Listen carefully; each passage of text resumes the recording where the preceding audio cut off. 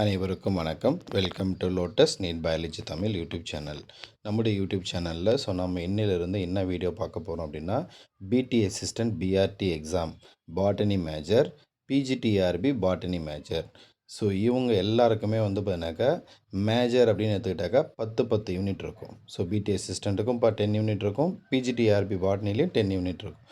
So இதில் topic wise, அதாவது unit wise பார்த்தீங்கன்னாக்கா உங்களுக்கு கொஷின்ஸ் எங்கிட்ட என்ன கொஷின்ஸ் அவைலபிளாக இருக்கோ, ஸோ தமிழ் மீடியம் கொஷின்ஸ் அவைலபிளாக இருந்தால் தமிழ் மீடியமாக இருக்கும், ஸோ இங்கிலீஷ் மீடியமாக இருந்தால் இங்கிலீஷ் மீடியமாக இருக்கும். ஸோ மொத்தம் எவ்வளோ வினா விடைகள் பார்த்தீங்கன்னா நம்ம டிஸ்கஸ் பண்ண போகிறோம் இதுக்கப்புறம் அப்படின்னாக்கா, ஒரு 10,000 வினா விடைகள் பார்த்தீங்கன்னா டிஸ்கஸ் பண்ண போகிறோம். இது பார்த்தீங்கன்னாக்கா பார்ட் வைஸ் வீடியோவாக வரும். இப்போ ஆல்கே அப்படின்னு எடுத்துக்கிட்டாக்கா ஒரு 100 கொஷின் இருக்குன்னா ஒரு 10 பார்ட்டாக இருக்கும். ஒரு பார்ட்டுக்கு 10 கொஷின் இருக்கும். அது டீட்டெயில்டு எக்ஸ்ப்ளனேஷனாக இருக்கும். ஸோ இன்றைக்கான வீடியோக்குள்ளே போகலாம். ஸோ இன்றைக்கி நம்ம பார்க்க போகிறது பார்த்தீங்கன்னா ஆல்கி பாசிகள்லேருந்து மொத்தம் 50 வினா விடைகள் இருக்குது. அதில் 10 வினா விடைகள் இந்த பார்ட்டில் பார்க்க போகிறோம். வீடியோ பிடிச்சிருந்தால் மறக்காமல் ஒரு சேனலை சப்ஸ்கிரைப் பண்ணுங்கள், வீடியோக்கு ஒரு லைக் பண்ணுங்கள், வீடியோ உங்கள் ஃப்ரெண்ட்ஸுக்கும் ஷேர் பண்ணுங்கள். ஸோ முதல் கொஷின், பின் வருவனவற்றில் வாஸ்குலார் திசு அற்ற கிரிப்டோகேம்கள் என்பவை யாவை? பின் வருவனவற்றில் வாஸ்குலார் திசு அற்ற கிரிப்டோகேம்கள் என்பவை யாவை? இங்கே ஃபஸ்ட்டு இது எக்ஸ்பிளனேஷன் பார்த்துருவோம். வாஸ்குலார் திசுன்னா எது? Xylem and phloem. இது ரெண்டும் தான் நம்ம என்ன சொல்கிறோம்னா வாஸ்குலார் திசுன்னு சொல்லுவோம். ஸோ இதில் அற்றன்னு கேட்டுட்டாங்க, அப்போ இல்லாதது. அடுத்து கிரிப்டோகேம்கள். அப்போ கிரிப்டோகேம்கள்னால் ரெண்டாக பிரிச்சுக்கலாம். ஒன்று கிரிப்டோகேம்கள், இன்னொன்று பெனரோகேம்கள். சரிங்களா? கிரிப்டோகேம்கள் அப்படின்னா நான் ஃப்ளவரிங் பிளான்ஸ், பூவே பூக்காது. பெனரோகேம்கள் அப்படின்னாக்கா பூக்கள் பூக்கக்கூடியது. அப்போ இங்கே என்ன கேட்டிருக்காங்க? வாஸ்குலார் திசு அற்ற கிரிப்டோகேம்கள். அப்போ வாஸ்குலார் திசு அல்லாத பூ பூக்காத தாவரம் எது? அதுதான் இங்கே கொஷின். ஸோ இந்த கொஷின் பாருங்கள், ஃபஸ்ட்டு நம்ம ஒன்று மட்டும் எலிமினேட் பண்ணிட்டோம் இதில். சரிங்களா? ஒவ்வொன்றா எலிமினேட் பண்ணி அப்போ ஆன்சர் கண்டுபிடிப்போம். சி வராது. ஏன் வராது அப்படின்னா டெரிட்டோஃபைட்டுகள். இந்த டெரிட்டோஃபைட்டுகளில் ஜைலமும் இருக்கும், ஃப்ளோயமும் இருக்கும். இதுவும் நான் ஃப்ளவரிங் பிளான்ஸ் தான், பூ பூக்காது. ஆனால் ஜைலம் ஃப்ளோயம் இருக்கும். நமக்கு கேட்ட கொஷின் வாஸ்குலார் திசு அற்ற கிரிப்டோகேம்கள் கேட்டாங்க. அப்போ தாலோஃபைட்டுகள்னால் எது வரும்? So algae. அடுத்து பிரியோஃபைட்டுகள். அப்போ ஆல்கேவாக இருக்கட்டும், பிரியோஃபைட்டாவாக இருக்கட்டும், ரெண்டுலேயுமே ஜைலமும் கிடையாது, ஃப்ளோயமும் கிடையாது, பூவும் பூக்காது. அப்போ இதுக்கான கரெக்டான ஆன்சர் ஆப்ஷன் டி, ஏ மற்றும் பி.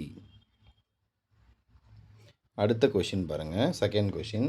தாலஸ் என்ற சொல்லை முதலில் தோற்றுவித்தவர் யார்? அதை தோற்றுவித்தவர் யாருன்னு கேட்டிருக்காங்க. இதுக்கான சரியான விடை ஆப்ஷன் ஏ, ஐக்லர். ஐக்லர் அப்படின்ற சயின்டிஸ்ட் தான் தாலஸ் அப்படின்ற சொல்ல முதலில் தோற்றுவிக்கிறார். அடுத்து மூன்றாவது கொஷின். செங்கடல் சிவப்பு நிறமாக இருப்பதற்கு காரணம் எது? அப்போ செங்கடல் சிவப்பு நிறமாக இருக்கும். என்ன ரீசன் அப்படின்னா அதுக்கு காரணம் ஒரு வகையான பாசி. அந்த பாசி எந்த பிரிவை சேர்ந்தது அப்படின்னு கேட்டிருக்காங்க. ரோடோஃபைட்டாவா, குளோரோஃபைட்டாவா, பேயோஃபைட்டாவா, சைனோஃபைட்டாவான்னு சொல்லிட்டு. சரிங்களா? இப்போ ஒவ்வொன்றா எலிமினேட் பண்ணு வச்சுங்களேன். குளோரோஃபைட்டா, குளோரோ அப்படின்னாவே குளோரோஃபில் ஞாபகம் வச்சுங்க, க்ரீன் கலராக இருக்கும், அப்போ அது வராது. அடுத்து சைனோஃபைட்டா. ஸோ சைனோஃபைட்டாக்கு இன்னொரு பேர் ப்ளூ கிரீன் ஆல்கே, ப்ளூ கலராக இருக்கும். சரிங்களா? அப்போ அதுவும் வராது. பேயோஃபைட்டா, இது ப்ரௌன் ஆல்கேன்னு சொல்லுவாங்க, ப்ரௌன் கலராக இருக்கும், அப்போ அதுவும் வராது. அப்போ ரோடோ அப்படின்னா ரெட் ஆல்கே. ரோடோஃபைட் என்னது? Red algae. அப்போ ரெட் கலர் ஆல்கே அங்கே இருக்கிறதுனால தான் அது எப்படி இருக்குது? சிவப்பு நிறமாக இருக்குது. அப்போ ஆன்சர் ஆப்ஷன் ஏ, ரோடோஃபைட்டா பிரிவை சேர்ந்த ஒரு பாசி. அடுத்து ஃபோர்த்து கொஸ்டின் பாருங்கள். கீழ்கண்டவற்றில் ஒரு பாசியாகவும் புரோட்டோசோவா பிரிவை சேர்ந்த ஒரு உயிரியாகவும் கருதப்படுவது. ஸோ இங்கே இருக்கக்கூடியதில் காஸ்மேரியம், சைக்ளோடெல்லா, குளோரெல்லா, யூக்ளினா, மொத்தம் 4 ஆர்கனிசம் கொடுத்துருக்காங்க. இதில் ஒன்று மட்டும் எப்படி இருக்குன்னா ஒரு பாசி, ஆல்கேவாகவும் இருக்கும், புரோட்டோசோவாகவும் இருக்கும். எது அப்படின்னா answer option A, Euglena. Euglena மட்டும்தான் எப்படி இருக்கும்? ஒரு பாசியாகவும் இருக்கும், ஒரு புரோட்டோசோவா சேர்ந்த ஒரு உயிரியாகவும் இருக்கும்.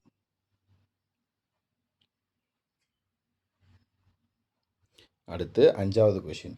ஈரமான மண்ணின் புறப்பரப்பில் வளரும் பாசிகள் எவ்வாறு அழைக்கப்படுகிறது? அப்போ மண்ணுன்னு கேட்டாங்க. மண்ணுன்னு கேட்டாவே எடாஃபிக் ஃபேக்டர். அப்போ எடாஃபிக் ஃபேக்டர்னா என்ன சார்? மண் காரணி அப்படின்னு சொல்லுவோம். அப்போ ஆன்சர் வந்து ஆப்ஷன் ஏ தான் வரும். சரிங்களா? இதில் வந்து பார்த்தாக்கா லித்தோன்னா ராக் மேலே இருக்குது. சாஃப்ரோஃபைட் அதுவும் கிடையாது. கிரிப்டோஃபைட் அதுவும் கிடையாது. அப்போ ஆன்சர் வந்து ஆப்ஷன் ஏ தான். அடுத்து கடற்கரையின் மணலில் வளரும் பாசிகள். முன்னாடி மண்ணோடைய புறப்பரப்புனா எடாஃபிக் ஃபேக்டர்னு சொல்லிட்டோம். மணலில் வளரக்கூடிய பாசி எது அப்படின்னா ஆப்ஷன் டி ஜேமான் கொடுத்துருப்பாங்க தமிழில். ஜம்மோஃபைட்டுகள் அப்படின்னு சொல்லுவாங்க. ஜம்மோன்னா மணலில் இருக்கிற ஆர்னிஸை பற்றி படிக்கிறது. மணலுக்கு மேலே வளரக்கூடிய பாசிகளை பற்றி படிக்கிறது. அடுத்து கொஷின் நம்பர் 7. கார்டிகோலஸ் பாசிகள் என்பவை பின்வருவற்றில் யாவை? இங்கே பாருங்கள், கார்டி. சரிங்களா? கார்டின்றது என்ன ஞாபகம் வச்சுன்னா கார்க் அப்படின்னு ஞாபகம் வச்சுங்க. கார்க் அப்படின்றது எது சார்? பிளான்ட்டில் இருக்கிற ஒரு செகண்டரி ப்ராடக்ட். எது? கார்க் அப்படின்னா ஞாபகம் வச்சுங்க பார்க். கார்க் பார்க் எப்படி ஞாபகம் தான்? கார்க் பார்க். அப்போ கார்க் எங்கே இருக்குன்னா பார்க்கு மேலே இருக்கும். அப்போ கார்டிகோலஸ் பாசிகள் எங்கே இருக்குன்னா பார்க்குக்கு மேலே இருக்கும். அப்போ பாருங்கள், ஆன்சர் வந்து பார்த்தீங்கன்னாக்கா ஆப்ஷன் சி மரப்பட்டைகளுடன் ஒட்டி வாழ்பவை. மரப்பட்டைகளுடன் ஒட்டி வாழ்பவை. அப்போ மரப்பட்டைக்கு மேலே இருந்தால் கார்டிகோலஸ்ன்னு சொல்லிடுவோம். சரிங்களா? நத்தையோட ஓட்டுக்கு மேலே இருக்குது, தாமரை இலைக்கு மேலே இருக்குது, விலங்கினத்தோடைய உட்புறத்தில் இருக்குது, இதெல்லாம் வேறு. ஸோ இங்கே நமக்கு ஆன்சர் மரப்பட்டைகளுடன் ஒட்டி வாழ்பவை. அடுத்து கொஷின் நம்பர் 8. பின்வருவனவற்றில் ஹைட்ரா மற்றும் கடற்பஞ்சுகள் ஆகிய விலங்கினங்களின் உட்புறத்தில் வளரும் பாசி எது? ஹைட்ரா அப்படின்னு ஒரு ஆர்னிசம் இருக்குது, கடற்பஞ்சுகள் அப்படின்னு ஒன்று இருக்குது. இது ரெண்டுத்தோடைய உடலுடைய உட்புறத்தில் இருக்கக்கூடிய ஆல்கே இது. இதுதான் கொஷின். ஸோ இதுக்கான கரெக்டான answer option A chlorella. Option A chlorella. அடுத்து 9வது கொஷின். பின்வருவனவற்றில் தேயிலையின் வெண்துரு நோய்க்கு காரணமானது எது? தேயிலையுடைய வெண்துரு நோய்க்கு காரணமானது. இதுக்கான சரியான விடை ஆப்ஷன் பி செஃபல்யூராஸ். செஃபல்யூராஸ் அப்படின்னு சொல்லுவோம்.